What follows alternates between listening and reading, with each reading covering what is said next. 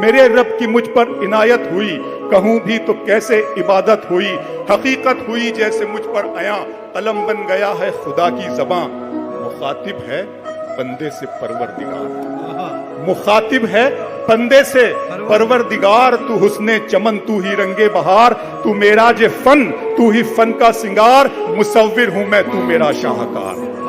یہ صبحیں، یہ شامیں، یہ دن اور رات، یہ رنگین دلکش ہنسی کائنات، کہ حور و ملائک و جنات میں کیا ہے تجھے اشرف المخلوقات۔ میری عظمتوں کا حوالہ ہے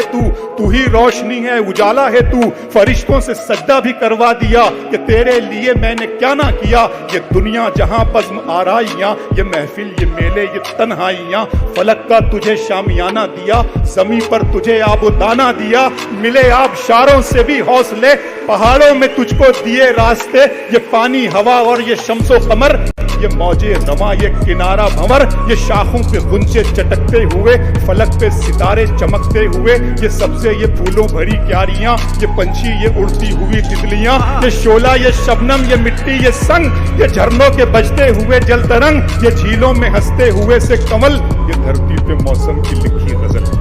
یہ سردی، یہ گرمی، یہ بارش، یہ دھوپ، یہ چہرہ، یہ قد اور یہ رنگ و روپ، درندوں چرندوں پہ قابو دیا، تجھے بھائی دے کر کے بازو دیا، بہن دی تجھے اور شریک سفر، یہ رشتے، یہ ناتے، گھرانہ، یہ گھر، کہ اولاد بھی